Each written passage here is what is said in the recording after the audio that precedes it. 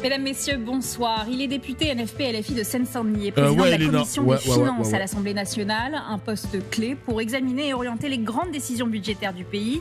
Il est également connu pour ses prises de position marquées sur les questions sociales et économiques, en mentionnant notamment au perchoir la retraite de son grand-père ouvrier chez Michelin. Éric Coquerel, il a fait un gros bonsoir. discours quand même. Hein, Je suis ravie de vous recevoir ce soir. Les LR sont reçus à l'Élysée. On va faire un petit détour d'ailleurs par l'Élysée. Avec vous, Nicolas Laurent, racontez-nous ce qu'il se passe sur place.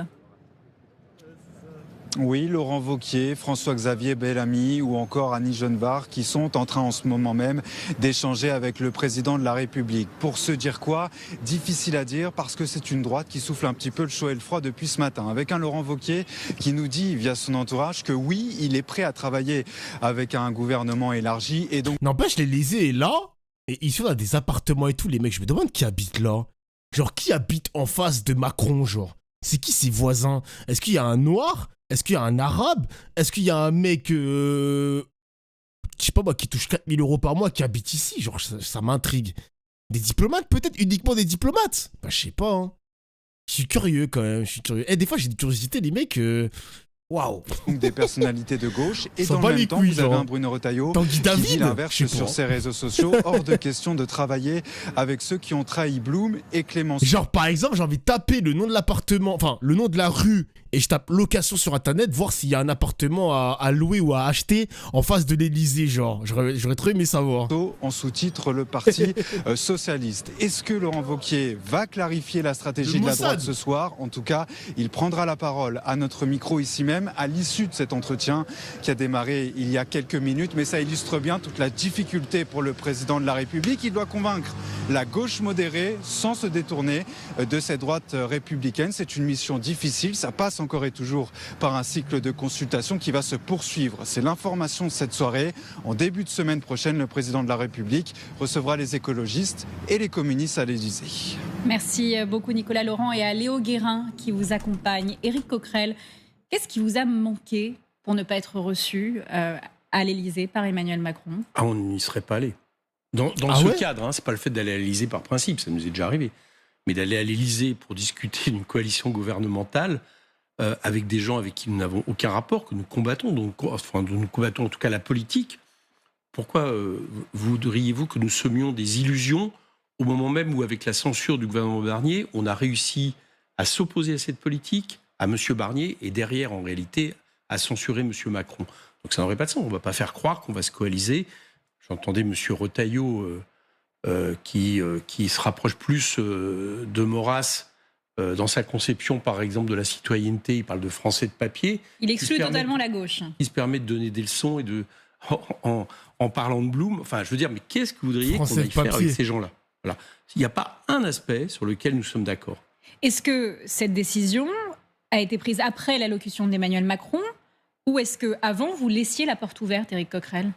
Non, on ne laissait pas la porte ouverte. On a toujours été... Même un appel téléphonique, rien? Non, mais un appel téléphonique, c'était de nous appeler pour nous dire tiens, je souhaiterais vous inviter. Ben, on aurait pris le téléphone, on n'est pas des sauvages. Mais voilà, on aurait parlé à Emmanuel Macron pour lui dire non. Pour la bonne raison, président, c'est que vous fixez cette réunion dans le cadre d'une coalition gouvernementale. Retailleau, c'est vraiment le pire ministre que j'ai jamais vu. Mais tu sais que Kurdi, tu sais que quand tu vois sur Twitter, quand Retailleau il tweet, il y a le nombre de personnes qui sucent Retailleau. Ouais, vous avez fait ce que vous avez pu, vous avez été un bon ministre de l'Intérieur, j'espère qu'on vous reverra. C'est une folie, gros. Le gaz que les personnes de Twitter lui ont donné, c'est abusé. À laquelle nous ne participerons pas parce que nous savons très bien qu'en réalité, il n'y a pas de compromis possible avec vous sur votre politique économique et sociale. D'ailleurs, on vient de le voir. Là, tous les gens qui sèment des illusions, je pense. Il n'en faut pas au droit tardé, je te jure. À mes camarades socialistes, sur l'idée que peut-être on pourrait s'entendre sur je ne sais quel dénominateur commun avec ceux-là même qui, depuis des mois, n'ont accepté aucun. Donc là, je travaille au ministère de l'Intérieur, premier degré. What? Monte ton badge. T'as forcément un badge du ministère de l'Intérieur. Envoie-moi ça sur Instagram. Wesh. Attends, j'ai peur, moi. Il travaille au ministre de l'Intérieur. C'est quoi ça? Il va me mettre une fiche S?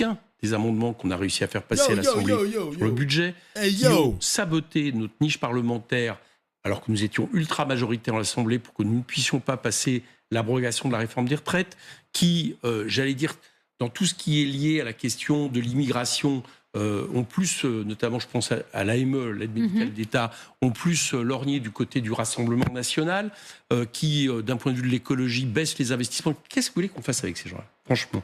Enfin, les Français n'y croiraient pas. Il a raison, nous, il a raison. Il est hors de question de ça. Nous, on a un principe. On a été élus sur la base d'un programme. Mais là, il est tellement fort, Éric Coquerel. Franchement, je l'apprécie de plus en plus, les mecs.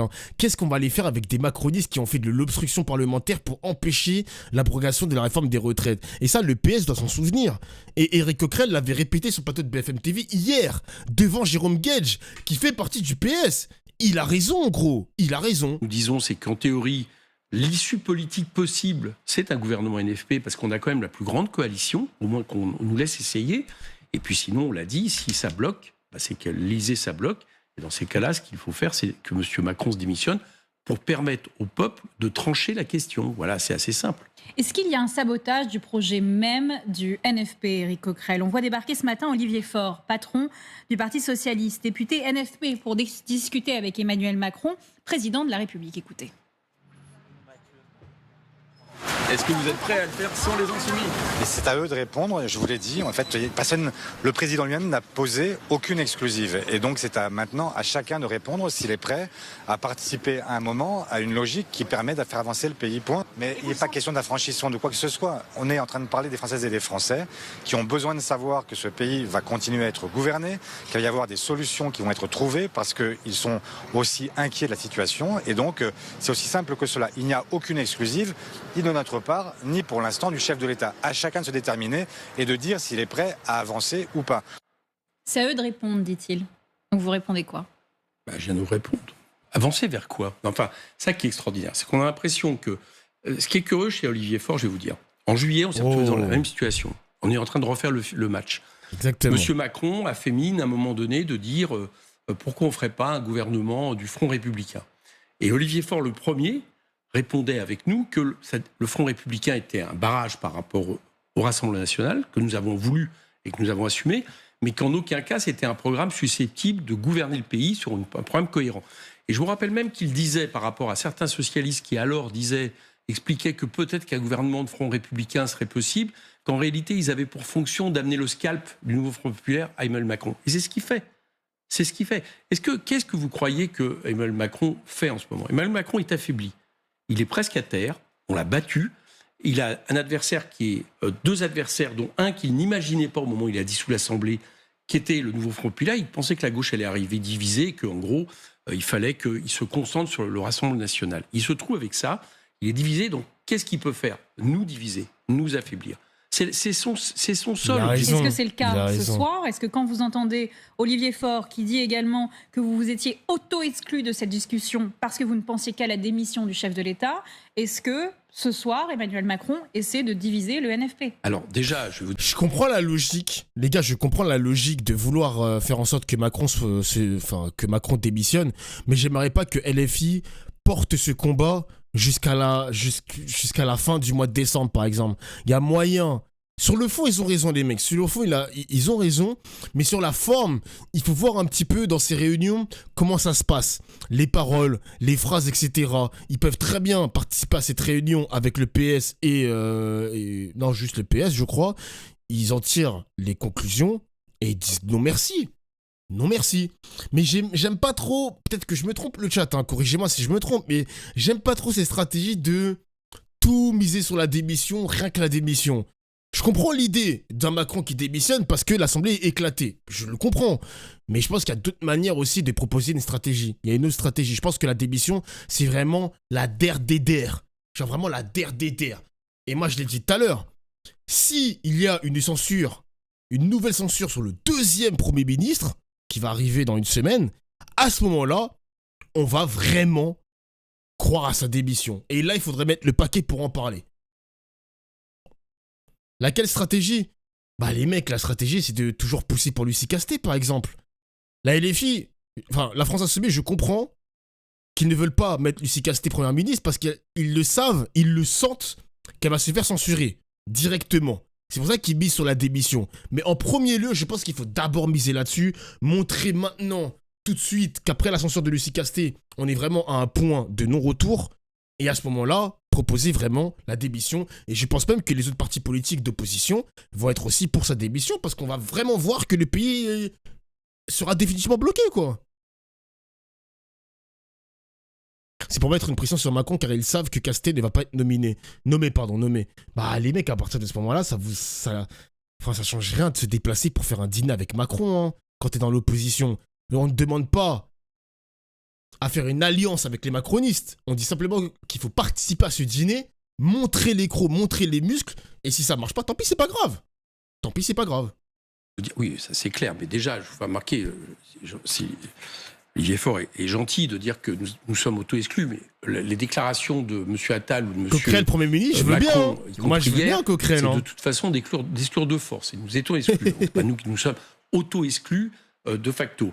Mais la réalité, c'est qu'il n'est pour nous hors de question de discuter d'un programme où nous savons à l'avance que sur la question des retraites, sur la question, par exemple, de la taxation des ultra-riches pour aller chercher des marges de manœuvre pour investir et pour relancer l'activité économique.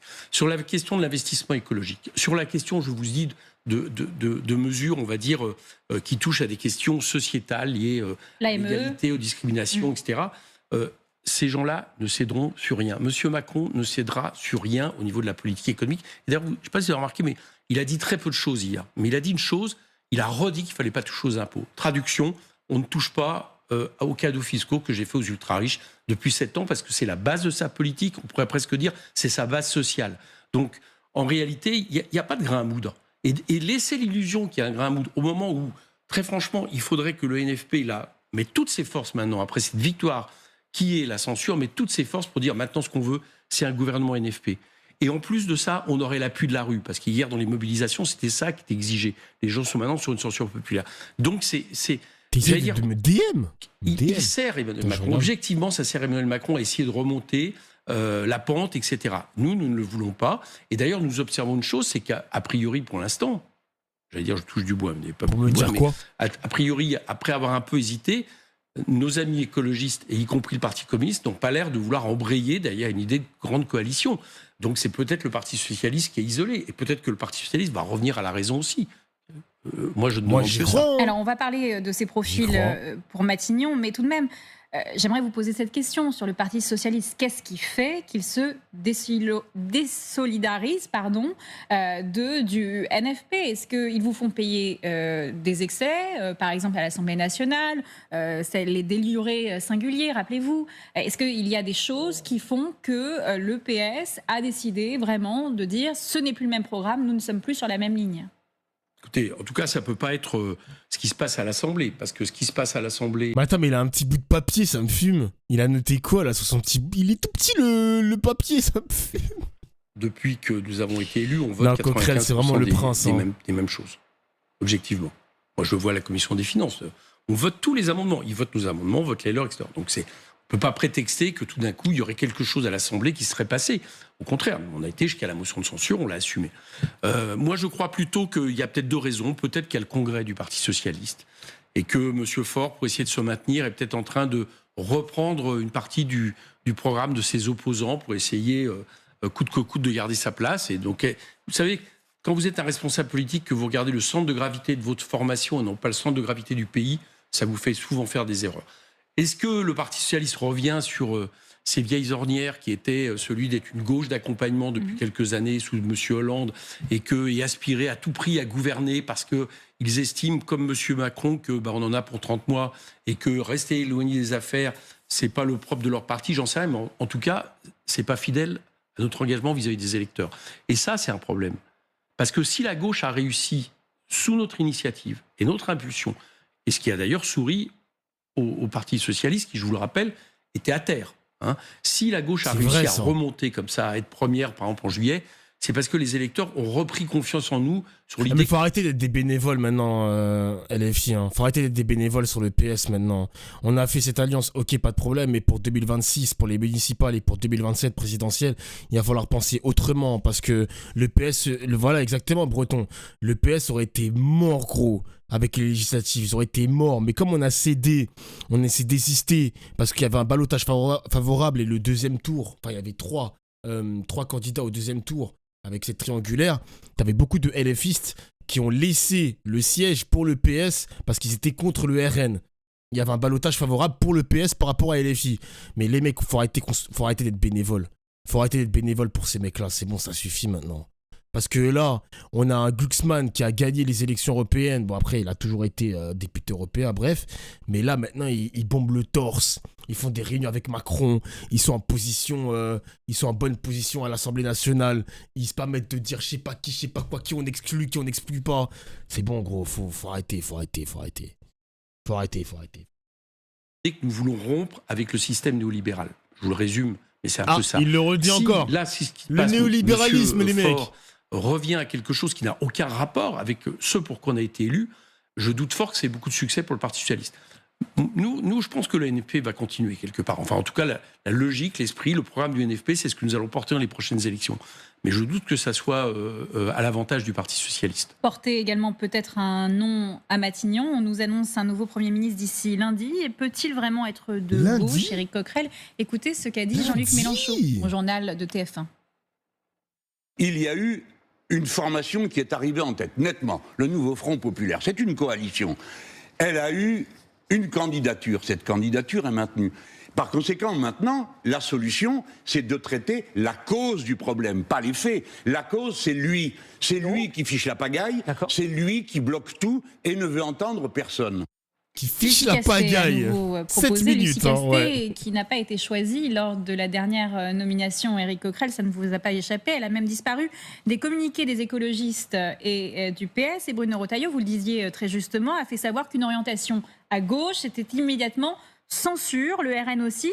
Donc... Mais Bruno Retailleau, il se prend pour qui? Le mec qui paie 5%, le ministre démissionnaire. D'ailleurs, il a encore sa pastille sur Twitter, les mecs. Twitter, il est plus au gouvernement. Faut me retirer la pastille, là. C'est quoi ça? On est où, là? C'est un escroc maintenant, ma gueule. On est où? Est-ce que, arithmétiquement, c'est envisageable? Vous verrez qu'il n'y aura pas de Premier ministre de gauche, quel qu'il soit, même d'une gauche très modérée. Voilà, j'en suis absolument certain. Et pour une bonne raison, c'est que la raison pour laquelle M. Macron n'a pas voulu nommer Lucie Castet, la raison pour laquelle il n'a pas voulu du NFP, y compris quand, puisque c'était le prétexte, nous avons dit, écoutez, si c'est nous qui posons problème, on se retire. Qu'est-ce qui se passe si on se met en dehors? Qu'est-ce que vous dites? Et la réponse, je ne sais pas si vous vous souvenez, tout d'un coup, ça a été dit, mais non, mais c'est pas seulement vous, c'est le programme du NFP. Autrement dit, si nous avions raison, c'est bien ce que nous incarnons, c'est-à-dire une gauche de rupture. Bon.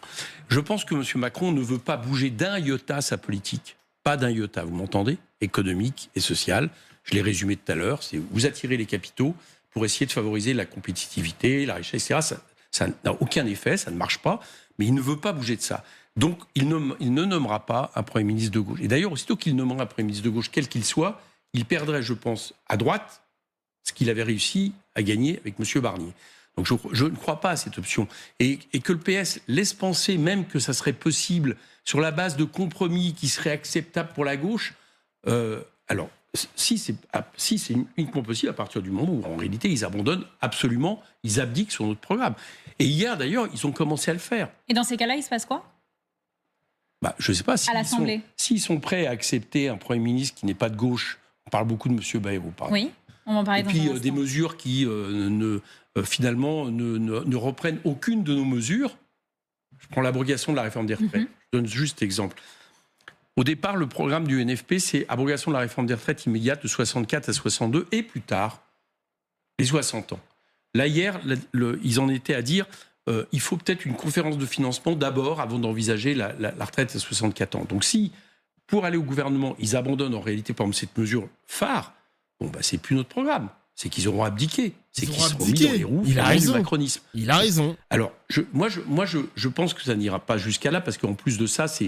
Et ils peuvent aller encore plus loin, Éric Coquerel, parce qu'ils veulent essayer de revoir la réforme des retraites. Au lieu de l'abroger, conférence, ils parlent de conférence de financement, mais vous savez, ils peuvent faire une conférence de financement sur, par exemple, est-ce que c'est possible de faire le SMIC à 1600 €, conférence de financement sur, est-ce que c'est possible de taxer les ultra-riches. Le PS va se macroniser. C'est pour ça que ça sert à rien de faire les trucs comme ça, les mecs. Ça sert à rien. Il faut une véritable gauche de rupture, pas une gauche de négociation.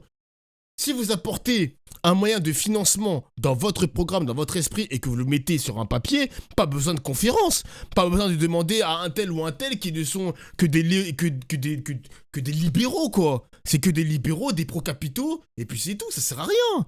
Ça sert à rien, genre. Il est où mon SMIC à 1600 € le chat?